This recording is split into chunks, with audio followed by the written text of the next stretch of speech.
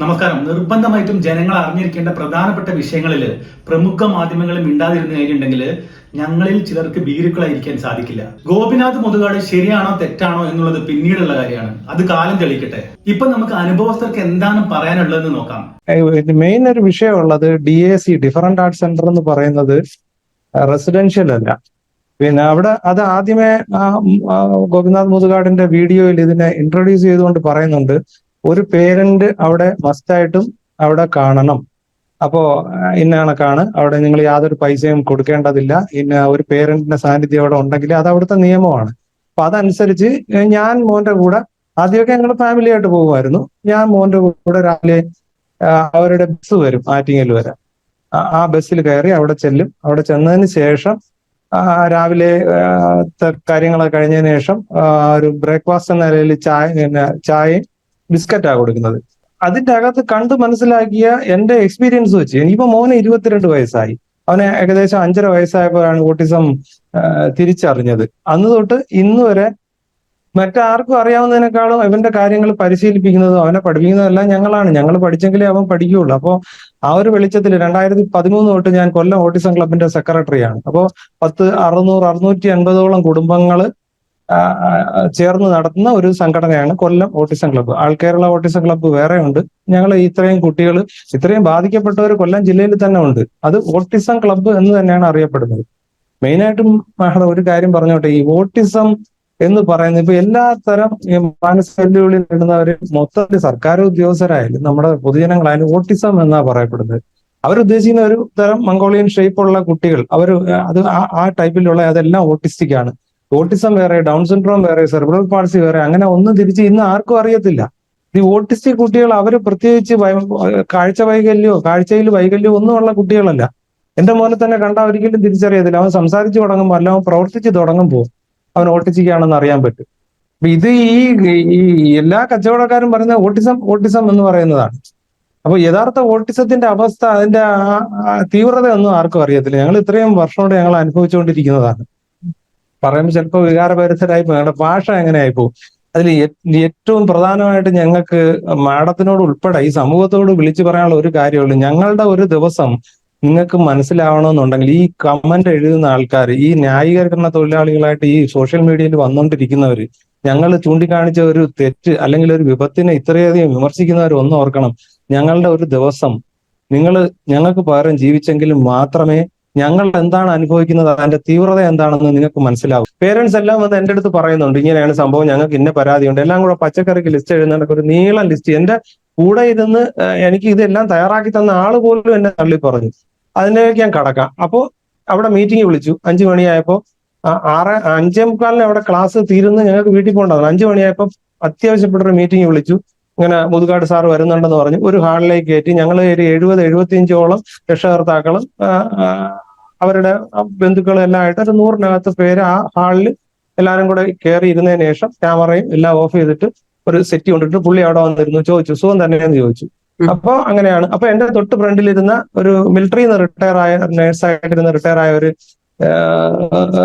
Lady കാര്യങ്ങൾ പറഞ്ഞു. അപ്പൊ അതിന് പുള്ളി ഒരു വ്യക്തമായ മറുപടി പറഞ്ഞില്ല. അത് കഴിഞ്ഞ് ഈ ബോംബെ നിന്ന് വന്ന ആ പേരന്റ് അവരും കുറച്ച് കാര്യങ്ങൾ സംസാരിച്ചു. അത് കഴിഞ്ഞപ്പോൾ എന്റെ ബാക്കിലിരുന്ന മറ്റു പേരന്റ്സ് പറഞ്ഞു, നിങ്ങൾ പറയണം നിങ്ങൾ പറയുന്നു പറഞ്ഞ തോണ്ടി ഞാൻ എഴുന്നേറ്റ് നിന്നിട്ട് ഞാൻ പറഞ്ഞു, സാറേ ഞാൻ ഇന്ന ആളാണ്, ഞാൻ കൊല്ലം ഓട്ടിസം ക്ലബിന്റെ സെക്രട്ടറി കൂടെയാണ്, ഹരികൃഷ്ണൻ എന്ന് പറയുന്ന കുട്ടിയുടെ അച്ഛനാണ്. അപ്പൊ സാറേ, ഇവിടുത്തെ നടത്തിപ്പിൽ പാകപ്പിഴകൾ ഞങ്ങൾക്ക് ബോധ്യപ്പെട്ടിട്ടുണ്ട്, അത് സാറിനെ ഒന്ന് ബോധിപ്പിക്കണം. കുട്ടികളുടെ അവസ്ഥ കുറച്ച് പരിതാപകരമാണ്. ഇത്രയുമാണ്. ഞാൻ ഇദ്ദേഹത്തിന്റെ മുഖത്ത് നോക്കി എഴുന്നേറ്റ് നിന്ന് ഞാൻ പറയാം. തൊട്ടടുത്ത് എന്റെ വൈഫ് ഇരിപ്പുണ്ട്. അപ്പൊ പുള്ളി പറഞ്ഞു, നിങ്ങളുടെ ആ വാക്ക് പരിതാപകരം എന്ന് പറയുന്ന വാക്ക് എന്നെ പ്രകോപിതനാക്കി. എനിക്ക് സഹിക്കാൻ പറ്റുന്നതിൽ അറ്റം ദേഷ്യമാണുള്ളത്. നിങ്ങൾ ഒന്ന് ഓർക്കണം, നിങ്ങളുടെ കുട്ടിയെ പോലുള്ള ഒരു കുട്ടി എനിക്കില്ല എന്ന് പറയുമ്പോൾ എന്റെ വൈഫ് എന്നെ ഒന്ന് പിടിച്ചു. അപ്പൊ എന്റെ ഒരു വാള് പോലൊരു സാധനം എന്റെ ഉള്ളിൽ കൂടെ ഇറങ്ങി പോയാണെന്നൊക്കെ എനിക്ക് തോന്നി. എന്റെ ഫീലിംഗ് അതാണ്. ഒരു കുട്ടി എനിക്കില്ല, അദ്ദേഹം പറയുന്ന വാക്കുകളാണ്. എന്നിട്ട് പറഞ്ഞു, നിങ്ങൾ കുടിക്കുന്ന ചായ, ബിസ്ക്കറ്റ്, നിങ്ങൾ ഈ ഉച്ചയ്ക്ക് ഉണ്ണുന്ന ഊണ്, നിങ്ങൾ കയറി വരുന്ന വാഹനം, ഇതെല്ലാം എന്റെ സൗജന്യമാണ്, എന്റെ ഔദാര്യമാണ്. ഈ വാക്കാ പറഞ്ഞത്. 1-4 പ്രാവശ്യം പുള്ളി അത് വിളിച്ചു പറഞ്ഞു. അപ്പൊ ഞാൻ മനസ്സിലാലോചിച്ച്, ഇതെല്ലാം മറ്റു വ്യക്തികൾ ഈ സ്ഥാപനത്തിലെ കുട്ടികളെ കണ്ടുകൊണ്ട് കൊടുക്കുന്ന ഔദാര്യം വാങ്ങിക്കൊണ്ട് ഈ ഒരു വ്യക്തി എന്തുകൊണ്ട് ഇങ്ങനെ പറഞ്ഞു? അതാണ് എന്റെ വിഷയം. ഇത്രയും നമ്മൾ നീട്ടിപ്പരത്തി ഒന്നും പറയണ്ടായാലും എന്റെ വിഷയം അതാണ്. എന്റെ അടുത്ത് ഇങ്ങനെ പറയുന്നു, അപ്പൊ ഞങ്ങൾ അവിടെ നിന്ന് സ്തബ്ധരായി പോയി. പുള്ളി എന്നിട്ട് പറഞ്ഞ അതല്ല, നിങ്ങൾക്ക് ഇതിലൊന്നും താല്പര്യമില്ല, പരിതാപകരം ഈ അവസ്ഥയെ നിങ്ങൾ ഒരിക്കലും തുടരണ്ട, ആയിരക്കണക്കിന് പേര് ഹൈ ലെവൽ റെക്കമെൻഡായിട്ട് പുറത്ത് പോകണം, നിങ്ങൾക്ക് ഇപ്പൊ ഇറങ്ങാൻ കുട്ടിയെ വിളിച്ചെന്ന് പറഞ്ഞ്. ഒന്നും ചലിക്കാൻ പറ്റും. നമ്മൾ ഈ കാണുന്ന ക്യാമറ തുറക്കുമ്പോൾ ആക്ടിങ്, ഇപ്പൊ ഞാൻ ക്യാമറ തുറന്നപ്പോ എനിക്ക് അഭിനയിക്കാൻ അറിയത്തില്ല, ഞാൻ യാഥാർത്ഥ്യമാണ് വിളിച്ച് പറയുന്നത്. പക്ഷെ അദ്ദേഹം അങ്ങനെയല്ല, ക്യാമറ തുറക്കുമ്പോൾ അദ്ദേഹത്തിന് എങ്ങനെ അഭിനയിക്കണമെന്ന് അറിയാം. ആ മുതുകാട് സാർ അല്ല നമ്മൾ ഈ യഥാർത്ഥത്തിൽ കാണുന്നത്. ഞാൻ ഒരു പഴഞ്ചൊല്ല് പറഞ്ഞ് കൂടെ കിടന്നവനെ രാപ്പനി അറിയുമെന്ന് പറഞ്ഞ കണക്ക് യഥാർത്ഥ മുതുകാടിനെ അറിയണമെങ്കിൽ അവിടെ ചെല്ലണം, അവിടത്തെ നമ്മൾ അവിടെ അംഗമായി അവിടെ നിന്ന് അദ്ദേഹത്തിന് മനസ്സിലാക്കിയെങ്കിലേ പറ്റൂ. ഇതേപോലെ ഞങ്ങളോട് ഇത്രയും പേരൻസിന്റെ പരസ്യമായിട്ടാണ് ഞങ്ങളോട് പറഞ്ഞെങ്കിൽ മാവേലിക്കരയുള്ള ഒരു പേരന്റ് അവിടുന്ന് അവർ കരഞ്ഞോടെ ഇറങ്ങിപ്പോയത്, ഞങ്ങളെ പോലെ തന്നെ. അവരെടുത്ത് അടച്ചിട്ട മുറിയിലാ പറഞ്ഞത്, ഇതുപോലെ നിങ്ങളെ പോലെ ഒരു കുട്ടി എനിക്കില്ല, എന്നിട്ട് ഞാൻ ഇത് ചെയ്യുന്നത്, ഇത് എന്റെ ഔദാര്യമാണ്, വേണമെങ്കിൽ നിങ്ങൾ ഇവിടെ തുടരുക, അല്ലെങ്കിൽ പൊക്കോളാൻ പറയും. വേണം നമ്മൾ നാടൻ ഭാഷ വേണമെങ്കിൽ നക്കിയിട്ട് പോടാ വേണോ എന്ന് പറയുന്ന ആ ശൈലിയില്ല, അതേ മുഖഭാവമാണ് നമുക്ക് തോന്നുന്നത്. അപ്പോ അന്ന് ഞാൻ ഇതിന്റെ ഫൈനൽ വാക്കത്, ആ മുതുകാട് എന്ന് പറയുന്ന വിഗ്രഹം, എന്റെ വൈഫ് ഇവിടെ മുതുകാട് സാറിന്റെ വീഡിയോ കാണാതെ ഉറങ്ങത്തില്ല. രാവിലെ ഉണരുമ്പോ വീഡിയോ കാണണം, മുതുകാട് സാറിന്റെ സുവിശേഷം കേട്ടാണ് ഉണരുന്നത്. ആ വൈഫ് പറയാ ഇങ്ങനെ ഇതുമ്പിക്കറിയാ പറയാ, ഞങ്ങൾ ഒരുമിച്ച് പറഞ്ഞു മുതുകാട് എന്ന് പറയുന്ന വിഗ്രഹം ഉടഞ്ഞു. ഞാനിപ്പോ അമേരിക്കയിലെ അരിസോണയിലാണ്. ഞാൻ ഇവിടെ ഓട്ടിസം സ്പെഷ്യൽ എഡ്യൂക്കേറ്റർ ആയിട്ട് ഇവിടുത്തെ റോയൽ പാം മിഡിൽ സ്കൂളിൽ വർക്ക് ചെയ്യുന്നു. ഞാന് നാട്ടില് ആദ്യം ഒരു ജനറൽ എഡ്യൂക്കേഷൻ ടീച്ചറായിരുന്നു, മാത്സ് ടീച്ചറായിരുന്നു. എന്റെ മകൻ ഭിന്നശേഷിയായ കുട്ടി ആയതുകൊണ്ടും ഞാൻ എന്റെ ക്ലാസ്സില് ഭിന്നശേഷി കുട്ടികൾ, എന്റെ മകൻ ഭിന്നശേഷി കുട്ടി ആയതുകൊണ്ട് പലപ്പോഴും എനിക്ക് എന്റെ ക്ലാസ്സിൽ ഭിന്നശേഷി കുട്ടികളെ ഉൾപ്പെടുത്താറുള്ളത് കൊണ്ടും ഈ ഭിന്നശേഷി മേഖലയിലേക്ക് കടന്നു വന്നാൽ നന്നായിരിക്കുമെന്നൊരു ചിന്തയിലാണ് ഞാൻ ഈ ഓട്ടിസത്തിന്റെ കോഴ്സ് ചെയ്തുകൊണ്ട് ഭിന്നശേഷി മേഖലയിലേക്ക് വരുന്നത്. ഞാന് navy children's school, Kochi navy children's സ്കൂളിൽ സ്പെഷ്യൽ എഡ്യൂക്കേറ്റർ ആയിട്ട് വർക്ക് ചെയ്തുകൊണ്ടിരുന്നപ്പോഴാണ് ഇങ്ങനെ ഒരു അവസരം ഉള്ളതായി എന്റെ ഇവിടുത്തെ കൊളീഗ്സ്, നാട്ടിലെ കൊളീഗ്സ് വിളിച്ച് പറയുന്നത്, ശംഭു നന്നായി വരയ്ക്കുമല്ലോ, അപ്പൊ അവന് ഇങ്ങനെ ഒരു അവസരമുണ്ട്, ഒന്ന് ശ്രമിച്ചു നോക്കുന്നു എന്ന് പറഞ്ഞു. അപ്പൊ ഓക്കെ, അപ്പം എനിക്ക് ജോലിയുണ്ട്, ഞാൻ 1 മാസം ലീവ് എടുത്താണ് വന്നത്. അപ്പോ മോന് ഒരു നല്ല അവസരമാണെന്ന് പ്രതീക്ഷയോടെ ഞാൻ ആ ജോലി രാജിവെച്ചിട്ട് ഞാന് മോന്റെ കൂടെ ഈ പ്ലാനറ്റിൽ പോയി തുടങ്ങി. കോവിഡിന്റെ സമയം വരെ ഒരു അത്യാവശ്യം നന്നായിട്ട് ഈ സ്ഥാപനത്തില് കാര്യങ്ങൾ നടന്നു പോയിരുന്നു. ഞങ്ങളെ പ്രതീക്ഷയ്ക്കൊത്ത് തന്നെ ട്രെയിനിങ് ഒക്കെ അത്യാവശ്യം കിട്ടിയിരുന്നു. അതില് എനിക്ക് ശരിക്കും ഒരു പ്രതീക്ഷയായിരുന്നു, ഈ സ്ഥാപനം കൊണ്ട് നമ്മുടെ കുട്ടികൾക്ക് നല്ലൊരു ഇത് കിട്ടുമെന്ന്. പക്ഷേ കോവിഡ് ആയപ്പോ തൽക്കാലത്തേക്ക് കോവിഡിന്റെ ഇത് കൊണ്ട് സ്ഥാപനം നിർത്തി, അവധിയായി. അപ്പോ വീട്ടിലിരിക്കുന്ന മക്കളെ കാണാൻ വേണ്ടി മുതുകാട് സാറും പിന്നെ ട്രിവാൻഡ്രം കോർപ്പറേഷനിൽ നിന്ന് അവർക്ക് ഒരു കിറ്റുമായിട്ട് വീട്ടിൽ വന്നിരുന്നു. ആദ്യമായിട്ട് അങ്ങനെ ഞങ്ങളുടെ വീട്ടിൽ വരുന്നില്ല. അത് കഴിഞ്ഞിട്ട് 2 പ്രാവശ്യം ഞങ്ങളുടെ വീട്ടിൽ വന്നു. അതായത് കോവിഡ് സമയത്ത് മോൻ വീട്ടിൽ ഇരുന്നെങ്കിലും ഞാനും കൂടെ ഉള്ളത് കൊണ്ട് അവൻ ധാരാളം പടങ്ങൾ വരച്ചു.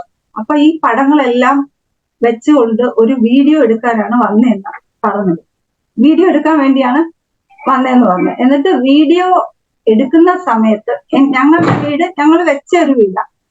പഴയ വീട്ടിന്റെ ഫ്രണ്ട് ഫോക്കസ് ചെയ്ത് പുള്ളി എടുക്കാൻ ശ്രമിച്ചു. അപ്പൊ അത് ഞങ്ങൾ അതിനോട് യോജിച്ചില്ല. അപ്പം നമ്മുടെ വീട്ടിൽ വെച്ച് തന്നെ വീഡിയോ എടുത്തു. അപ്പൊ ഞങ്ങളടുത്ത് പറഞ്ഞു, ഇത് മോന് ഒരുപാട് തെറാപ്പിയും കാര്യങ്ങളും ആവശ്യങ്ങളും ഒക്കെ ഉണ്ട്, അപ്പം അത് പ്രകടിപ്പിച്ചുകൊണ്ട് വേണം ഞാൻ സംസാരിക്കാനെന്ന് കോർഡിനേറ്റർ പറഞ്ഞു. അപ്പൊ അത് ഞങ്ങൾ വില്ലിങ് അല്ലായിരുന്നു. കാരണം എത്ര സാമ്പത്തികം ഇല്ലെങ്കിലും ഞങ്ങളാൽ കഴിയുന്നത് ആരെയും ആശ്രയിക്കാതെയാണ് അവനെ മുന്നോട്ട് കൊണ്ടുപോയിക്കൊണ്ടത്. അപ്പം ഞങ്ങൾ അത് സംസാരിച്ചില്ല. അപ്പൊ ഞങ്ങൾ അങ്ങനെ തന്നെ പറഞ്ഞു. പക്ഷെ വീഡിയോ എടുത്തു, അത് വളരെ സിമ്പത്തറ്റിക് ട്യൂണൊക്കെ കൊടുത്ത് വളരെ ദയനീയമായിട്ട് അവതരിപ്പിച്ചു. അതായത് ഞങ്ങളുടെ വീട് റെയിൽവേ ട്രാക്കിന്റെ അപ്പുറത്താണ്. അപ്പൊ മോന് പലപ്പോഴും പോവാൻ ഈ ട്രാക്ക് കടക്കണം. അപ്പൊ അവന് നടക്കാൻ പറ്റില്ല. അപ്പൊ എന്റെ ഇളയ മകൻ, അവന്റെ അനിയനാണ് എടുക്കുന്നത്. അപ്പൊ ആ സമയത്ത് അവനെ കൊണ്ട് എടുത്ത് അപ്പുറത്ത് കൊണ്ടുപോയി ആ വീഡിയോയും എടുത്തു. എന്നിട്ട് ഇതെല്ലാം ചേർത്ത് വളരെ സിമ്പത്തറ്റിക് ആയിട്ട് ഈ വീഡിയോ പ്രസന്റ് ചെയ്തു. അത് പോസ്റ്റ് ചെയ്തു അവര് യൂട്യൂബില്. അപ്പോ ഫേസ്ബുക്കിലൊക്കെ പോസ്റ്റ് ചെയ്തു. ഒത്തിരി പേര് എന്നെ വിളിച്ചു, വളരെ സങ്കടത്തോടെ കരഞ്ഞുകൊണ്ടാണ് വിളിച്ചത്. എന്തിനാണ് ശംഖുന് ഇങ്ങനെ ഒരു വീഡിയോ ഇട്ടത്, ഞങ്ങൾക്ക് അത് കാണാൻ വയ്യാന്നാ പറഞ്ഞു. മാതൃഭൂമി സൺഡേ സപ്ലിമെന്റിൽ ഒരു പെയ്ഡ് ന്യൂസ് കൊടുത്തു ഇദ്ദേഹം.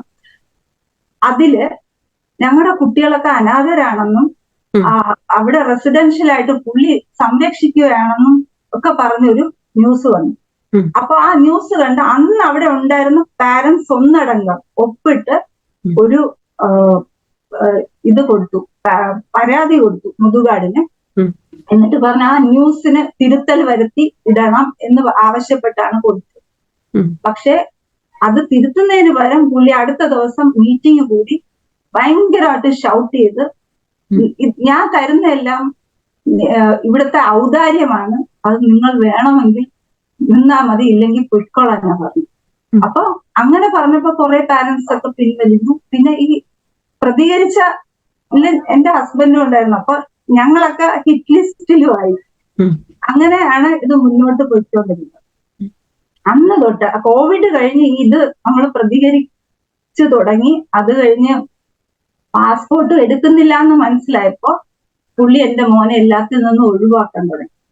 അപ്പൊ കോവിഡ് കഴിഞ്ഞ് വന്നതിന് ശേഷം പുള്ളി സാമ്പത്തികം കൊണ്ടുവരിക എന്നുള്ള, അതായത് സിംഗപ്പൂർ ഒരു പ്രോഗ്രാം വെച്ച് അത് ഓൺലൈനായിരുന്നു. അതില് ഞങ്ങൾ കണ്ടിരിക്കുമ്പോഴാണ് ആ ഓൺലൈൻ പ്രോഗ്രാം നടക്കുന്നത്. അപ്പൊ ആ സ്ക്രീനിൽ ഇങ്ങനെ എമൗണ്ട് എഴുതി കാണിക്കുന്നത് 48 lakhs 50 lakhs ഇങ്ങനെ റേസ് ചെയ്തത്. ആ ഒരു ദിവസം മാത്രമേ ഈ പ്രോഗ്രാം, അത് നമ്മൾ പ്രതികരിച്ചു. അതായത് ഇത് ഫണ്ട് റേസിംഗ് ആണോ, ഇത്രയും രൂപ വരുന്നു എന്നുള്ള കണ്ടതിന് ശേഷം അവിടെ ഒരിക്കലും ഒരു ഓൺലൈൻ ലൈവ് പ്രോഗ്രാം വെച്ചിട്ടില്ല. പിന്നെ എല്ലാം റെക്കോർഡഡ് ആയിരുന്നു കോവിഡിന്റെ കാലഘട്ടത്തിൽ. അത് കഴിഞ്ഞാണ് ഇവര് പുറത്ത് പോകാൻ തുടങ്ങിയത്. ഈ വെൽഫെയർ റേഷൻ എന്ന് പറയുന്ന ഒരു സ്കീമുണ്ട് ഗവൺമെന്റിന്റെ. വെൽഫെയർ റേഷൻ എന്ന് വെച്ച് കഴിഞ്ഞാൽ ഇങ്ങനെ എന്താ പറയുക, അതിദരിദ്രരായിട്ടുള്ള ആളുകൾക്ക് ഗവൺമെന്റിന്റെ ഭാഗത്ത് നിന്ന് കൊടുക്കുന്ന ഒരു സപ്പോർട്ടാണ്. പല സ്കൂളുകാരും ഇത് മിസ്യൂസ് ചെയ്യുന്നുണ്ട്. സ്കൂളുകാരെന്നല്ല, ഈ മേഖലയിലുള്ള പലരും പ്രത്യേകിച്ച് ഇത് മിസ്യൂസ് ചെയ്യുന്നുണ്ട്. അപ്പൊ ഇദ്ദേഹം അതിനകത്ത് ചെയ്തെന്താണെന്ന് വെച്ച് കഴിഞ്ഞാല്, ഈ ഒരു വീഡിയോ ഞാൻ കണ്ടിട്ടുണ്ടായിരുന്നു. അത് 300 കുട്ടികൾ അവിടെ ഉണ്ട്. അപ്പോ ആ 300 കുട്ടികളും അതിദരിദ്രരാണ്, അവർ ഓട്ടിസം ഉള്ള ആൾക്കാരാണ്, പാവപ്പെട്ടവരാണ്, അവർക്ക് നിരാലംബരാണ് എന്നൊക്കെ പറഞ്ഞിട്ട് ഒരു അപേക്ഷ കൊടുക്കുകയാണ്. അപ്പൊ ആ അപേക്ഷ കൊടുത്തു കഴിയുമ്പോഴത്തേക്കും ആ അപേക്ഷയുടെ അടിസ്ഥാനത്തിൽ ഇവർ ഇൻസ്പെക്ഷൻ നടത്തുന്നതായിരിക്കും. അത് ആരൊക്കെയാണെന്ന് അറിയത്തില്ല. അപ്പൊ അതിനകത്ത് സാമൂഹ്യ നീതി വകുപ്പിന്റെ കീഴിൽ പ്രവർത്തിക്കുന്ന എന്ന് പറഞ്ഞിട്ടാണ് ആ അപേക്ഷയിലുള്ളത്. അതിന്റെ അംഗീകാരമുള്ള ഒരു കഴക്കൂട്ടത്തിൽ ഒരു ഡിഫറൻറ്റ് ആർട്ട് സെന്റർ എന്ന സ്ഥാപനത്തിൽ ഈ വെൽഫെയർ പെർമിറ്റ് ഇവർ അനുവദിക്കുകയാണ്. അത് ജില്ലാ സപ്ലൈ ഓഫീസറാണ് അനുവദിക്കുന്നത്. ആ ജില്ലാ ഓഫീസർ വെൽഫെയർ അത് 167 പേർക്കാണ് അന്നേരം അത് കൊടുത്തിരിക്കുന്നത് ആ വെൽഫെയർ. ഇതിനകത്ത് നിയമപരമായിട്ടൊരു പ്രശ്നം വരുന്നുണ്ട്. അത് ആരും പാരന്റ്സ് ഇതുവരെ ചർച്ച ചെയ്യാത്ത ഒരു കാര്യമാണ്. കാരണം വെച്ച് കഴിഞ്ഞാല് ഈ നാഷണൽ ട്രസ്റ്റ് ആക്ട് പ്രകാരം ലീഗൽ ഗാർഡിയൻഷിപ്പ് എന്ന് പറയുന്ന ഒരു പ്രൊവിഷൻ ഉണ്ട്.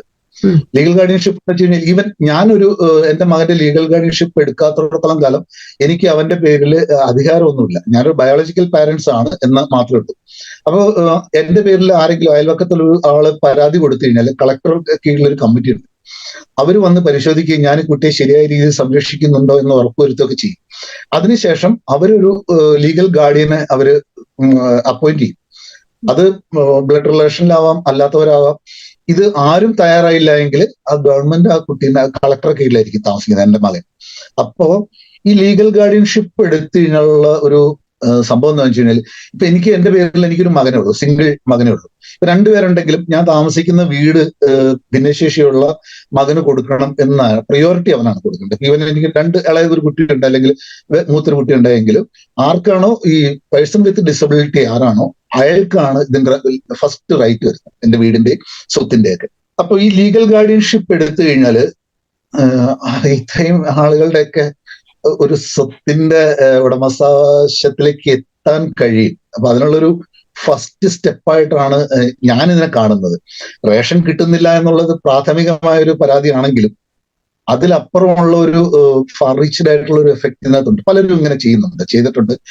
പ്രത്യേകിച്ച് അതിനകത്ത് വ്യക്തിപരമായിട്ട് എനിക്ക് പറയാൻ പറ്റില്ല, ചില സഭകളുടെ കീഴിലുള്ള ആൾക്കാരും അല്ലാതെ മതങ്ങളുമായിട്ട് ബന്ധപ്പെട്ടിരിക്കുന്ന ആൾക്കാരും ഒക്കെ പാരന്റ് തന്നെ വില്ലിംഗ് ആയിട്ട് കൊടുത്തിട്ടുണ്ട്.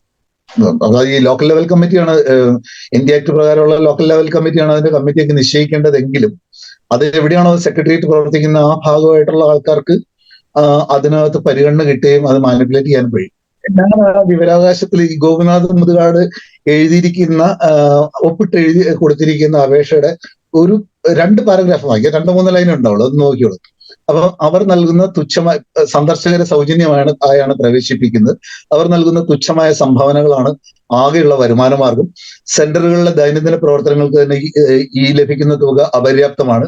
ഒരു ചാരിറ്റബിൾ സ്ഥാപനമായ മാജിക് അക്കാദമിക്ക് ഇത്രയും വലിയൊരു സാമ്പത്തിക ബാധ്യത താങ്ങാവുന്നതിനപ്പുറമാണ്. ആയതിനാൽ മാജിക് അക്കാദമിയുടെ സാമ്പത്തിക പരാധീനതയും ഡിഫറൻറ്റ് ആർട്ട് സെന്ററിന്റെ പ്രത്യേകതയും കണക്കിലെടുത്ത് ഡിഫറൻറ്റ് ആർട്ട് സെന്ററിൽ പ്രവർത്തിക്കുന്നവർക്കുള്ള ഭക്ഷണ സൗകര്യം ഒരുക്കുന്നതിനായി സിവിൽ സപ്ലൈസിൽ നിന്ന് സൗജന്യമായി ഭക്ഷ്യധാന്യങ്ങൾ നൽകുന്നുള്ള നടപടികൾ സ്വീകരിക്കണമെന്ന്. കുട്ടികൾക്ക് വേണ്ടി മാത്രമല്ല, അതാണ് കഴിഞ്ഞ ദിവസം പ്രീത പറഞ്ഞത്, ഇവരുടെ ഔദാര്യം കൊണ്ടാണ് മാജിക് പ്ലാനറ്റ് നടന്നു പോകുന്നത്. കാരണം ഇത് അവിടെ പ്രവർത്തിക്കുന്ന ആളുകളുടെയും ഭക്ഷണം കൊടുക്കാൻ വേണ്ടിയിട്ട് ഈ കുട്ടികളുടെ പേരിലുള്ള റേഷൻ കാർഡിലെ പേര് വെട്ടിയിട്ട് ചെയ്യുക മാനിപ്പുലേഷൻ എന്ന് പറയുന്നത് അത് വളരെ ക്രൂരതയാണ്. അത് സാധാരണ ആളുകൾക്കൊന്നും ചെയ്യാൻ പറ്റില്ല. എത്ര വലിയ കള്ളന്മാരാണെങ്കിലും കട്ട് കഴിഞ്ഞിട്ട് അവിടെ എന്തെങ്കിലും വെച്ചിട്ട് പോകുമെന്ന് പറയുന്ന പോലെ ഇത് മൊത്തം എല്ലായിടത്തും കിട്ടാവുന്ന സ്ഥലങ്ങളിൽ നിന്ന് മുഴുവൻ അയാള് ധനസമാഹരണം നടത്തുന്നുണ്ട്. എന്നിട്ട് വർത്തമാനം പറയുന്നത് കേട്ട് കഴിഞ്ഞാല് എന്ത് നമ്മളൊക്കെ കേൾക്കുന്നതല്ലേ. ശരിക്കും ഈ മോനെ ഒരു ജനിച്ച സമയത്ത് ഇങ്ങനെ ഒരു കുട്ടിയാണെന്ന് അറിഞ്ഞ റിയാലിറ്റി അക്സെപ്റ്റ് ചെയ്യാൻ തന്നെ കുറെ സമയം എടുത്തു. ഞാൻ ആ ഒരു ഷോക്കിംഗ് ആയിരുന്നു നമുക്ക്. അപ്പൊ അതിനുശേഷം ഒരു 4-5 വയസ്സ് വരെ ഡോക്ടർ പറഞ്ഞിരുന്നു നമുക്ക് എന്താണ് ഇതിന്റെ സ്റ്റേജ് എന്ന് അറിയാൻ പറ്റില്ല. ഡൗൺ സിൻഡ്രോം എന്ന് പറയുന്ന ഒരു ഏജ് കഴിഞ്ഞിട്ട് അതിന്റെ ആ ലെവൽ ഓഫ് എത്രത്തോളം അതിന്റെ എന്താ മീൻസ് നമുക്ക് ഈശ്വരാധീനം കൂടെ ഉണ്ടെങ്കിലേ പറ്റും. അതിനകത്ത് ഒരു മീൻസ് മെഡിസിൻ ഒന്നുമില്ല, ജനറ്റിക്കലാണ്. പിന്നെ കുറച്ചുകൂടെ ഒക്കെ ആയപ്പോഴത്തേക്ക് ചെറുപ്പം മുതലേ പാട്ട് നന്നായിട്ട് ശ്രദ്ധിക്കുമായിരുന്നു. നല്ലൊരു താളബോധം ഇവനിലുണ്ടായിരുന്നു. ഇദ്ദേഹത്തിന്റെ വീഡിയോസ് ഇങ്ങനെ യൂട്യൂബിൽ കൂടെ ഒരുപാട് കണ്ട് ഫേസ്ബുക്കിൽ കൂടെ കാണുന്നു, പലരും നല്ല അഭിപ്രായം പറഞ്ഞു. അപ്പൊ ഇദ്ദേഹത്തെ പറ്റി എനിക്ക് അങ്ങനെ വലിയ ധാരണയില്ലെങ്കിലും വളരെ നല്ലൊരു വ്യക്തി, എന്താ പറയാ, നല്ലൊരു പേഴ്സണാലിറ്റി ഉള്ള ഒരാൾ, ബഹുമാനിക്കപ്പെടേണ്ട ഒരു വ്യക്തിത്വം എന്നൊരു സങ്കല്പം. ഒരുപാട് വീഡിയോസ് ഒന്നും ഞാൻ കണ്ടില്ലെങ്കിൽ പുള്ളി എനിക്ക് റെസ്പെക്ട് ഉള്ളവരല്ലേ, നമ്മുടെ മനസ്സിൽ നല്ലൊരു ഇമേജ് ഉള്ള ഒരാളാണ്. അപ്പൊ ഞാൻ ഇങ്ങനെ ഈ സ്ഥാപനത്തെ പറ്റി അന്വേഷിച്ചപ്പം വളരെ പോസിറ്റീവായിട്ടുള്ള അഭിപ്രായം കിട്ടി. അപ്പൊ ഒന്ന് പോയി കാണണമെന്ന് തോന്നി. അങ്ങനെ ഞാൻ 2 ഹസ്ബൻഡും കുട്ടികളുമായിട്ട് അവിടെ പോയി. അവിടെ ചെന്ന് കണ്ടപ്പോൾ നമ്മൾ അതിനെക്കാട്ടി ഇംപ്രസീവായി. കാരണം അങ്ങോട്ട് ചെന്നപ്പോൾ നമ്മള് ശരിക്കും പറഞ്ഞ ആലീസ് ഇൻ വണ്ടർലാൻഡ് എന്ന് പറഞ്ഞ അതിന് അവിടെ ചെന്ന് കഴിയുമ്പോൾ നമ്മൾ വേറൊരു ലോകത്തെത്തപ്പെട്ട പോലെ.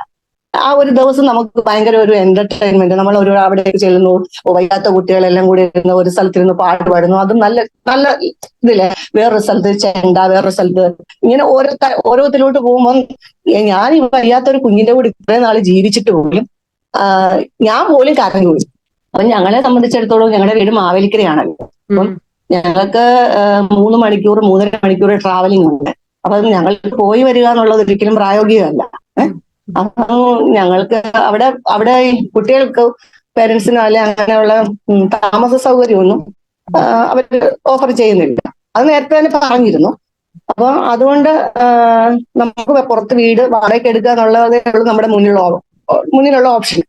അപ്പം എനിക്കിവിടെ ഈ മൂത്ത മണി വയസ്സിലുള്ള ഡൗൺ സിൻഡ്രോം. അപ്പൊ അവനെന്ന് പറഞ്ഞു കഴിഞ്ഞാൽ പൊതുവെ ഡൗൺ സിൻഡ്രോം ഉള്ള കുട്ടികളെന്ന് പറഞ്ഞാൽ കുറച്ച് ശാന്തരായിട്ടുള്ള രീതിയായിരിക്കും. ഓട്ടിസ്റ്റിക് കുട്ടികളുടെ കൂട്ടല്ല. ഈ പെട്ടെന്ന് വയലന്റ് ആവില്ല. ഇവൻ എപ്പോഴും ഭയങ്കര സ്നേഹം. നമ്മുടെ ജീവിതത്തിന്റെ ഇതേ മാറ്റി വെച്ചിട്ടാണ് ഇങ്ങനെ ഒരു കാര്യത്തിന് അവിടെ കൊണ്ട് ആ കുഞ്ഞിന് എന്തെങ്കിലും ഒരു ഫ്യൂച്ചർ നമുക്ക് ഉണ്ടാവും എന്നുള്ള പ്രതീക്ഷ. മനസ്സിലായില്ലേ?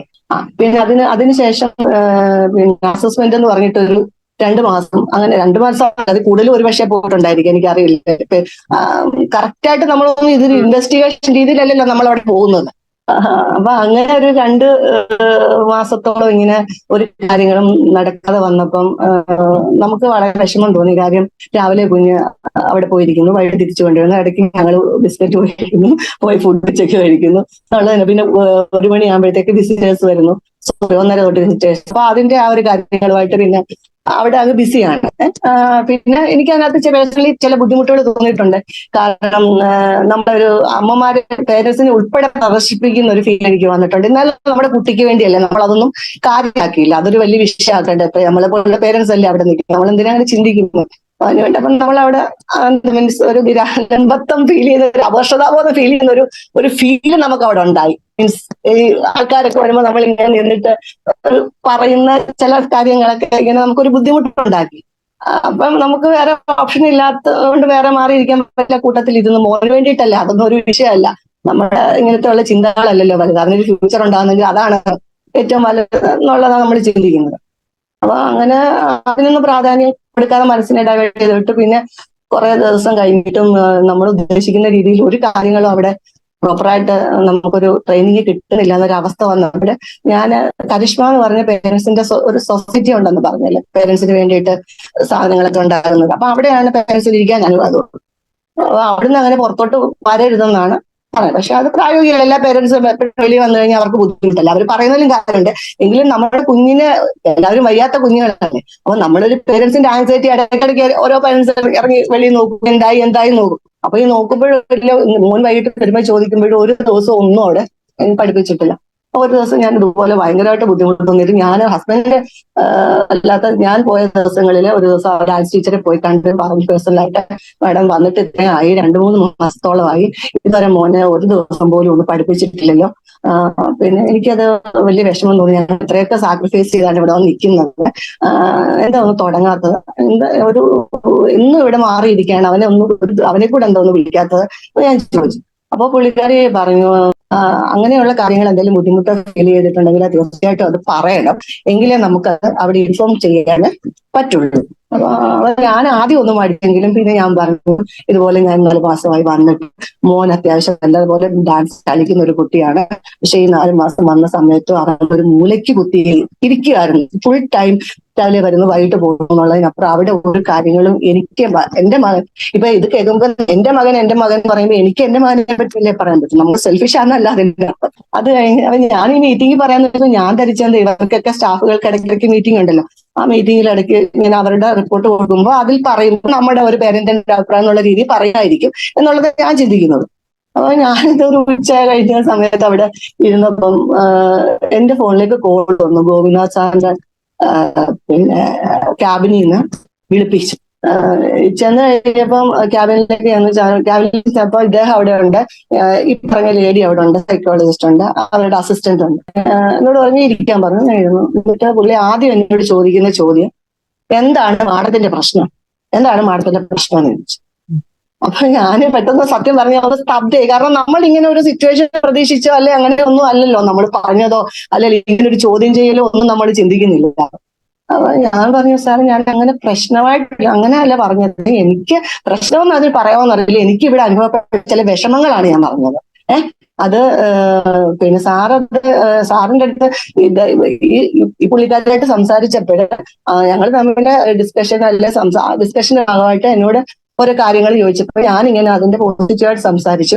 അപ്പൊ അത് സാറിനോട് ഇൻഫോം ചെയ്യേണ്ട മീറ്റിംഗ് സമയത്ത് ഇൻഫോം ചെയ്യാതെ ഒരു പോസിറ്റീവ് ഡിസ്കഷനായിട്ടാണ് നടന്നത്. എന്താ സാർ ഇങ്ങനെ ഈ രീതിയിൽ ചോദിക്കുന്നത് എന്ന് ഞാനിപ്പം പെട്ടെന്ന് ഒരു ആബ്സെന്റ് മൈൻഡഡ് ആയെങ്കിൽ ഞാൻ പെട്ടെന്ന് ഇങ്ങനെ ചോദിച്ചു. അന്നേരം പറയണേ, അദ്ദേഹം പറഞ്ഞത്, നിങ്ങൾ ഒരു കാര്യം മനസ്സിലാക്കണം, എന്റെ മകന് ഈ പ്രശ്നമില്ല. എന്നോട് പറഞ്ഞ വാക്കുകളാണ്, എന്റെ മകൻ ഈ പ്രശ്നമില്ല, എന്റെ കുടുംബത്തിൽ ഇങ്ങനെയുള്ള കുട്ടികളില്ല, ഈ കിട്ടുന്നതൊക്കെ നിങ്ങൾക്ക് കിട്ടുന്ന ഔദാര്യമാണെന്ന് വിചാരിച്ചാൽ മതി. മുഖത്ത് നോക്കി പറഞ്ഞു. അത് ഒരുപാട് ദേഷ്യത്തിൽ പറഞ്ഞില്ല, ഒരുപാട് സുഖമായിട്ട് ഒരു വളരെ ക്രൂവലായിട്ട് എനിക്ക് ഫീൽ ചെയ്തു. ഒരു ക്രൂരമായിട്ട് ഒരാളുടെ ഷാർപ്പായിട്ട് നമ്മളോട് പറയില്ലേ, ഇങ്ങനെ സ്ട്രിക്റ്റ് ആയിട്ട് നമ്മളോട് പറയില്ലേ, ഒരു വാൺ ചെയ്യുന്ന പോലെ പറയില്ലേ. അപ്പൊ ഞാന് ഒരു വയ്യാത്ത കുട്ടി ഉണ്ടായതിന്റെ പേരിൽ നമ്മൾ ഇങ്ങനെ ഒരു ആക്ഷേപം കേൾക്കുക എന്ന് പറഞ്ഞു കഴിഞ്ഞാൽ ഒന്ന് ചിന്തിച്ച് നോക്കുക. ഞങ്ങളുടെയൊക്കെ സ്ഥാനത്ത് ഒന്ന് ചിന്തിച്ചു നോക്കുക. ഞങ്ങൾക്ക് ഇങ്ങനെ ഒരു കുട്ടി ഉണ്ടായത് ഞങ്ങൾ ആഗ്രഹിച്ചിട്ടല്ല, ഞങ്ങൾക്ക് ഉണ്ടായി, ഞങ്ങളത് സ്വീകരിച്ചേ പറ്റൂ, ഞങ്ങൾ അതിനെ വളർത്തിയേ പറ്റൂ. ഞങ്ങളുടെ കഴിവുകൾ ഉപയോഗിച്ച് പരമാവധി ഞങ്ങൾക്ക് സംരക്ഷിക്കാവുന്ന കാലം വരെ നമ്മൾ സംരക്ഷിക്കും. പിന്നെ ഈ പറയുന്ന ഓരോ പേരൻസും പറയുന്ന പോലെ ഞങ്ങളുടെയൊക്കെ ആദ്യം എന്ന് പറഞ്ഞാൽ ഞങ്ങളുടെ കാലം കഴിഞ്ഞ്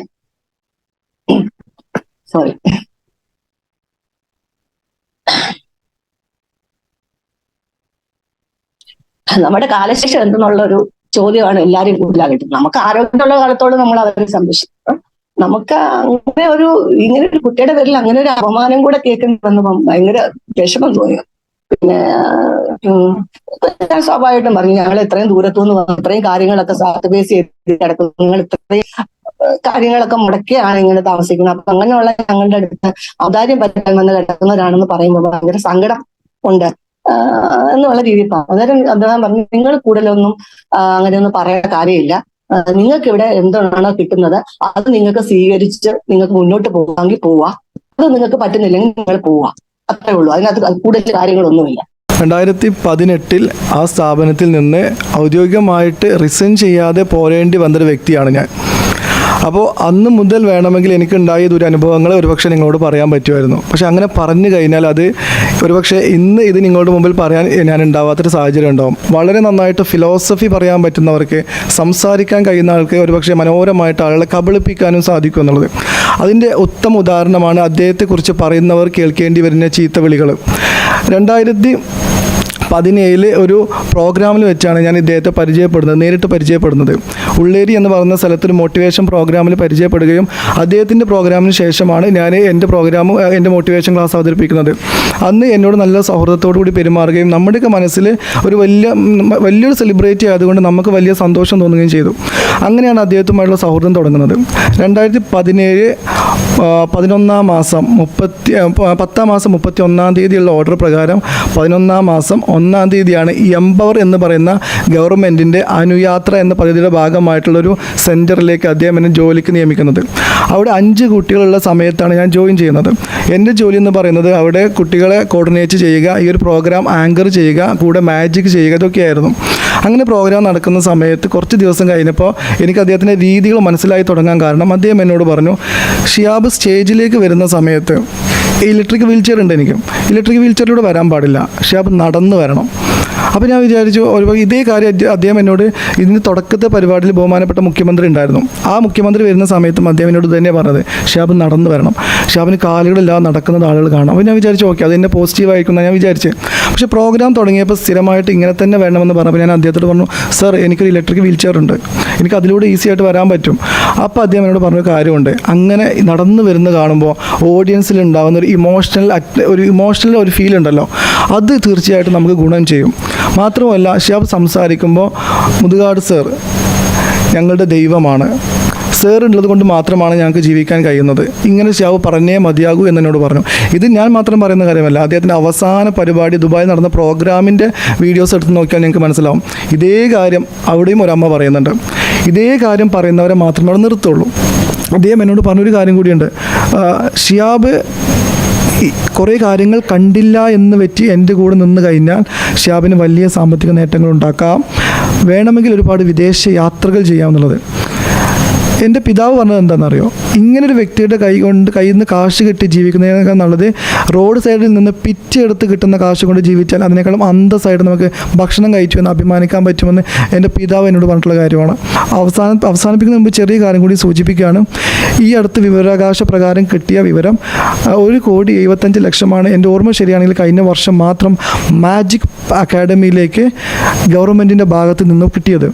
എന്തിനാണ് ഗവൺമെൻറ്റിൻ്റെ സ്വന്തമായ ഇത്തരം സ്ഥാപനങ്ങൾ പ്രവർത്തിക്കുന്ന നമ്മുടെ കേരളത്തിൽ മാജിക് അക്കാഡമിക്ക് മാത്രം ഇത്ര താല്പര്യപ്പെട്ട് ഇത്രയും തുക ഗവൺമെൻറ് കൊടുക്കേണ്ട ആവശ്യം എന്താണ്? ഞാൻ വോട്ട് ചെയ്യുന്നത് ഗവൺമെൻറ്റിനാണ്. എന്നെ സംരക്ഷിക്കേണ്ട ഉത്തരവാദിത്വവും ഭിന്നശേഷിക്കാർക്ക് വേണ്ടി മാറ്റിവെക്കുന്ന ഫണ്ടും ചെലവഴിക്കേണ്ടത് ഗവൺമെൻറ്റാണ്. അതെന്തിനാണ് അഷീലിനെ പോലെയുള്ള ആളുകൾ മാജിക് ബ്രാഞ്ചിലേക്ക് കൊണ്ടുപോകുന്നത്? അതിന് അഷീലിന് കിട്ടുന്ന ഗുണം എന്താണ്? അഷീലിന് മറുപടി പറയുമെന്ന് ഞാൻ പ്രതീക്ഷിക്കുന്നു. ഞാൻ ചെറിയൊരു ലോജിക്ക് മാത്രം നിങ്ങളോട് ചോദിച്ചുകൊണ്ട് അവസാനിപ്പിക്കുകയാണ്. എനിക്കൊരു മകളുണ്ട്, 3.5 വയസ്സായ. എൻ്റെ മകളെ സംരക്ഷിക്കണമെന്ന് ഞാൻ ആഗ്രഹിക്കുന്നുണ്ടെങ്കിൽ ഞാൻ എന്താ ചെയ്യേണ്ടത്? ഞാൻ ചെയ്യുന്ന ജോലി ഒഴിവാക്കിയിട്ട് ബാക്കിയുള്ളവരെ എൻ്റെ മകളെ കാണിച്ചുകൊണ്ട് ഫണ്ട് റേസ് ചെയ്ത് ആ ഫണ്ട് കൊണ്ട് എൻ്റെ മകളെ സംരക്ഷിക്കുകയാണോ വേണ്ടത്? അതോ എൻ്റെ മകളെ സംരക്ഷിക്കാൻ വേണ്ടി ഞാൻ ചെയ്യുന്ന ജോലി ഇരട്ടി ചെയ്യുകയാണോ വേണ്ടത്? ഇദ്ദേഹം പറയുന്നത് ഈ കുട്ടികൾക്ക് വേണ്ടി ഞാൻ ചെയ്തുകൊണ്ടിരിക്കുന്ന എൻ്റെ പ്രൊഫഷൻ, മാജിക് എന്ന് പറയുന്ന എൻ്റെ പ്രൊഫഷൻ ഞാൻ പോലും ഒഴിവാക്കിയത് ഈ കുട്ടികൾക്ക് വേണ്ടിയിട്ടാണ്. അദ്ദേഹം ഒഴിവാക്കില്ലല്ലോ വേണ്ടത്. അദ്ദേഹം ഈ മാജിക് വീണ്ടും ചെയ്യണം, കൂടുതൽ പ്രോഗ്രാം ചെയ്യണം, അതിലൂടെ ഫണ്ട് റൈസ് ചെയ്യണം, അതിലൂടെ കുട്ടികളെ സംരക്ഷിക്കണം. അദ്ദേഹം എൻ്റെ മക്കൾ എന്ന് പറഞ്ഞ് ചേർത്ത് പിടിക്കുന്ന ഈ ഭിന്നശേഷിക്കാർ അദ്ദേഹത്തിൻ്റെ മക്കളാണെങ്കിൽ ആ മക്കളെ സംരക്ഷിക്കാനുള്ള ഫണ്ട് കണ്ടെത്തേണ്ടത് അദ്ദേഹത്തിൻ്റെ ഉത്തരവാദിത്തമാണ്. അതിന് ജോലി ചെയ്യുകയാണ് വേണ്ടത്. അദ്ദേഹം ചെയ്തുകൊണ്ടിരിക്കുന്ന മാജിക് എന്ന് പറയുന്ന ജോലി നിർത്തിക്കൊണ്ട് ബാക്കിയുള്ള ആളുകൾക്ക് കുട്ടിയെ പ്രദർശനം നടത്തിയിട്ട് അതിലൂടെ കിട്ടുന്ന കാശ് കൊണ്ട് കുട്ടിയെ സംരക്ഷിക്കുകയല്ല വേണ്ടത്. ഈ ഒരു ലോജിക്ക് വെച്ച് മാത്രം ചിന്തിച്ചാൽ നമുക്ക് മനസ്സിലാവും വാട്ട് ഈസ് ഗോപിനാഥ് മുതുകാട്. നമ്മുടെ വീട്ടിനടുത്തുള്ള ഒരു ICDS വർക്ക് ചെയ്യുന്ന ഒരു ഓഫീസർ ട്രിവാൻഡ്രത്തുള്ളതാണ്. മാഡം എന്നെ പരിചയപ്പെട്ടപ്പോൾ എൻ്റെ അടുത്ത് പറഞ്ഞു, ഇന്നുപോലെ മുതുകാടിന്റെ ഒരു ആർട്ട് സെന്റർ ഉണ്ട്, അവിടുത്തെ ഒരു ലിങ്ക് ഞാൻ തരാം, അവിടെ ബന്ധപ്പെട്ടാൽ മോൾക്ക് നല്ല ഇമ്പ്രൂവ്മെന്റ് കിട്ടുമെന്ന് പറയും. അപ്പൊ അവർ പറഞ്ഞിരുന്നു, ഇവിടെ വരുന്നവർക്ക് ഒരു നിബന്ധനയുള്ളത് ഇവിടെ താമസ സൗകര്യമില്ല, പുറത്ത് താമസിക്കണം. അപ്പൊ നമുക്ക് ഇവരെ പറ്റിയുള്ള ഒരു കാഴ്ചപ്പാടും ധാരണയും അറിവും വെച്ച് നോക്കുമ്പോൾ തീർച്ചയായിട്ടും എന്തിനും നമ്മൾ ഈ കുഞ്ഞിന് വേണ്ടി എന്തിനും ഏതറ്റം വരെയും പോകാൻ തയ്യാറായി ജീവിക്കുന്നത് കൊണ്ട് എന്ത് പ്രശ്നം വന്നാലും പോകാന്ന് തീരുമാനിച്ച്. എന്റെ വീട് കരുനാഗപ്പള്ളിയിലാണ്. അപ്പൊ നമ്മൾ അവിടെയുള്ള പരിചയക്കാരെ കണ്ടുപിടിച്ച് അവരെ കൊണ്ട്, ബന്ധുക്കളുണ്ട്, അവരെ കൊണ്ട് ഒരു വീട് സംഘടിപ്പിച്ചു. 8,000 രൂപ റെന്റ് കൊടുക്കണം. ഈ ഉച്ചയ്ക്ക് ഒരു നേരം മാത്രമേ നമുക്ക് ആ മാജിക് പ്ലാന്റിൽ നിന്ന് ഫുഡുള്ളൂ. ബാക്കി സമയം ഈ വയ്യാത്ത കുട്ടിയും കൂടെ നിൽക്കുന്ന രക്ഷകർത്താവ് ആരായാലും ശരി ഭക്ഷണം കഴിക്കണ്ടേ. അപ്പൊ നമ്മൾ വീട്ടിൽ നിന്ന് എല്ലാ സാധനവും അങ്ങോട്ട് പറിച്ച് നടേണ്ട ഒരു ഫാമിലി ഷിഫ്റ്റ് ചെയ്ത് പോകേണ്ടുന്ന ഒരു അവസ്ഥയാണ്, പൈസ ഉള്ളവർക്കും പൈസ ഇല്ലാത്തവർക്കും. അപ്പൊ അത് തീർച്ചയായിട്ടും പൈസ ഉള്ളവർക്കല്ലേ അങ്ങനെ പോകാൻ പറ്റൂ, പൈസ ഇല്ലാത്തവർക്ക് അങ്ങനെ പോകാൻ പറ്റുമോ? അവിടെ സെലിബ്രിറ്റികൾ വരുമ്പോഴോ എന്തെങ്കിലും കാര്യങ്ങളുമായിട്ട് ആൾക്കാർ വരുമ്പോഴോ ഓഡിറ്റോറിയം നിറഞ്ഞിരിക്കണമെങ്കിൽ ഈ പേരൻസ് മസ്റ്റായി അവിടെ ചെല്ലണം. നിരന്തരമായി വരാത്ത പേരൻസ് ഉണ്ടെങ്കിൽ അവരുടെ കുട്ടിയെ ഒന്നിനും പങ്കെടുപ്പിക്കത്തില്ല.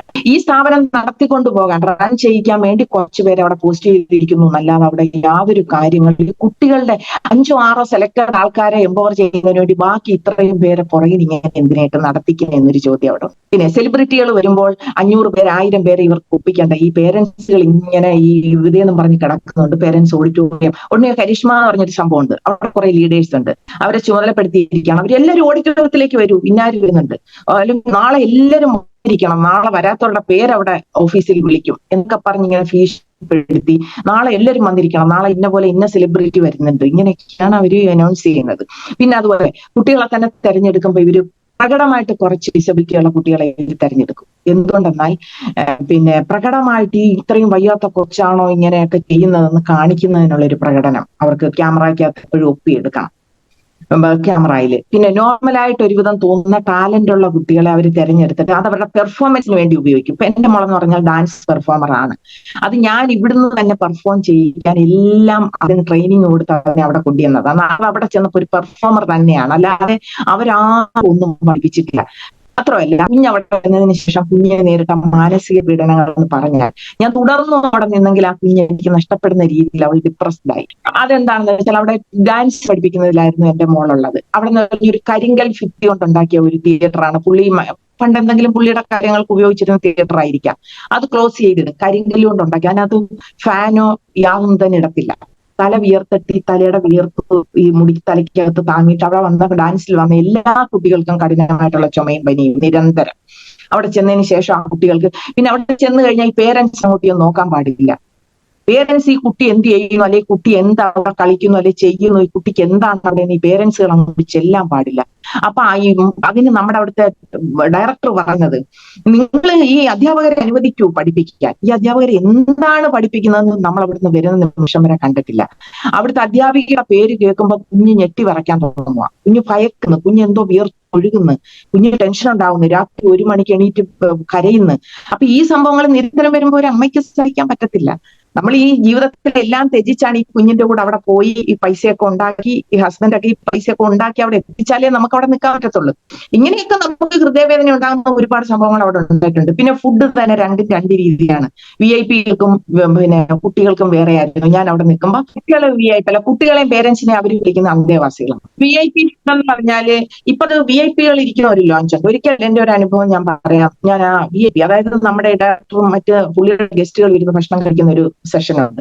ഞാനൊരു ദിവസം ഞാൻ അവിടെ ചെന്ന സമയത്ത് എനിക്ക് അറിയത്തില്ല, ഞാൻ ഇങ്ങനെ അബദ്ധവശാൽ അതിലേക്കൂടെ ഒരു എൻട്രൻസ് ഉണ്ട്, മുകളിലേക്ക് ഫുഡ് കഴിക്കാൻ പോകുന്ന ഒരു ഫ്ലോർ ഉണ്ട്, അവിടേക്ക് പോയി കയറിയ ഉടനെ അവിടെ നിന്ന് ഒരു കിച്ചണിൽ നിന്ന് ഒരു സ്ത്രീ വന്നിട്ട് ഇതിലെ വരാൻ പാടില്ല എന്ന് പറഞ്ഞു. അപ്പൊ ഞാൻ ചെന്താ സാർ അറിഞ്ഞാൽ ഭയങ്കര പ്രശ്നമാണ്, ഇങ്ങനെ സാർ ഭക്ഷണം കഴിക്കുന്നിടത്തോളം വേറെ ആരും കയറാൻ പാടില്ല. അപ്പൊ അത്രയും സ്ട്രിക്റ്റ് ആയിട്ട് നമ്മളോട് പറയുമ്പോ ഈ പേരൻസ് എന്താണ്, പേരൻസിനെ എന്തിനാണ് ഇങ്ങനെ ഇത്രയും കാതം അകലെ നിർത്തുന്നതെന്ന് എന്റെ മനസ്സിൽ നിശബ്ദമായ ഒരു ചോദ്യം ചോദിച്ചുകൊണ്ട് ഞാൻ നടന്നങ്ങ് പോയി. വീഡിയോയ്ക്ക് വേണ്ടി പുള്ളി കഴിക്കാറുണ്ട്. സെലിബ്രിറ്റികൾ വരുമ്പോഴോ അല്ലെങ്കിൽ എന്തെങ്കിലും ഫംഗ്ഷൻ ആണെങ്കിലും സ്പോൺസർ ചെയ്യുമ്പോഴോ ഞങ്ങൾ ഒന്നിച്ചിരുന്നാണ് കഴിക്കുന്നതെന്നൊരു വീഡിയോ ഉണ്ടാവണമല്ലോ. പിന്നെ അതൊന്ന്, പിന്നെ ഞാനിപ്പോ ഇത് പറഞ്ഞപ്പോ ഓർത്ത ഒരു സംഭവം, പുള്ളി അവിടെ നിന്നാട്ട് അനൗൺസ് ചെയ്ത് ഇവിടെ ഞങ്ങളുടെ മാജിക് പ്ലാന്റിനകത്ത് കുറേ അമ്മമാര് ജീവിക്കുന്നുണ്ട്, പുറം ലോകത്തുള്ള അമ്മമാർ അവരെ എങ്ങനെ വിലയിരുത്തുന്നു എന്ന് പറഞ്ഞുകൊണ്ട് ഒരു കത്ത്, നിങ്ങൾ ഓരോരുത്തരുടെയും മനസ്സിൽ തോന്നുന്ന കത്തുകൾ അയക്കുക എന്ന് ഇദ്ദേഹം അനൗൺസ് ചെയ്തു. യൂട്യൂബിൽ ഇത് പുള്ളി ലിങ്കിൽ ഫേസ്ബുക്കിലാണ് അനൗൺസ് ചെയ്തത്. ഇത് കേട്ടിട്ട് നാടിന്റെ നാനാഭാഗത്തു നിന്ന് 2000-ഓളം 10,000-ഓളം കത്തെന്നാണ് അന്ന് അവിടെ പറഞ്ഞത്. അതിൽ നിന്ന് 2000 കത്ത് സെലക്ട് ചെയ്തിട്ട് അതിൽ നിന്ന് പിന്നെ സെലക്ട് ചെയ്ത 100 കത്തുകളുണ്ട്. അത് വായിച്ചാൽ അതിൽ ഫസ്റ്റ് കിട്ടുന്ന അമ്മയ്ക്ക് സമ്മാനം ഉണ്ടെന്നൊക്കെ അനൗൺസ് ചെയ്തിട്ടുണ്ടായിരുന്നു. അപ്പോഴുണ്ട് വൈകുന്നേരം 5 മണി കഴിഞ്ഞ് ഈ രാവിലെ 8 മണിക്ക് 7 മണിക്കൊക്കെ വീട്ടിൽ നിന്ന് ഇറങ്ങുന്ന പേരൻസ് ഉണ്ട് ഈ സ്കൂൾ ബസ് കിട്ടാൻ വേണ്ടി.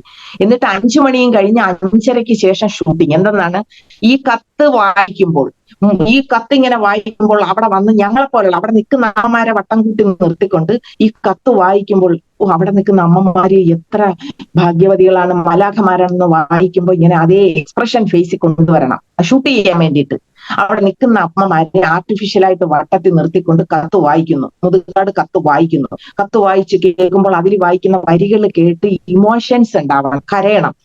ചില അമ്മമാരോട് ഷൂട്ട് ചെയ്യുന്ന ആള് പറയുന്നു അമ്മ കണ്ണു തുടയ്ക്കൂ എന്ന് പറയുന്നു. മുതുകാട് സാറിന്റെ അടുത്തേക്ക് ഓഡീഷനിൽ പങ്കെടുക്കാൻ എന്ന് പറഞ്ഞപ്പം എന്റെ ആഗ്രഹം എന്ന് പറയുന്നത് എന്റെ കുഞ്ഞിനെ പുറം ലോകം അറിയണം എന്നുള്ള ഒരു ആഗ്രഹമുള്ള ഒരു അമ്മയാണ് ഞാൻ. അവനിന്റെ ആകെയുള്ള ഒരു കഴിവ് എന്ന് പറഞ്ഞാൽ ഒരു ഡാൻസ് മാത്രമായിരുന്നു. അല്ലാതെ അവന് പഠിപ്പിലൊന്നും അത്ര വലിയൊരു ഇതില്ല. അപ്പൊ എനിക്ക് എത്രയും ഞാൻ ഓരോ കാര്യങ്ങളും അന്വേഷിക്കുകയായിരുന്നു. എവിടെ കൊണ്ടുപോയാലാണ് കുഞ്ഞൊന്ന് രക്ഷപ്പെടുക, എന്റെ കാലശേഷം കുഞ്ഞിന് എന്താണ് എന്ന് ചിന്തിക്കുന്ന ഒരു അമ്മയാണ് ഞാൻ. കാരണം എനിക്ക് ഹസ്ബൻഡ് ഇല്ല, എന്റെ ഹസ്ബൻഡ് മരിച്ചിട്ട് 5 വർഷമായി.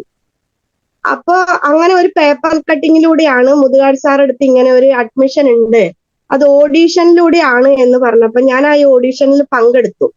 അന്ന് സ്റ്റേജിൽ വെച്ച് പൂജപ്പുരയിൽ നിന്നും മോൻ സെലക്ട് ആവുകയും മോനോട് 19-ാം തീയതി ഒക്ടോബർ മാസം വരാൻ പറയുകയും ചെയ്തു.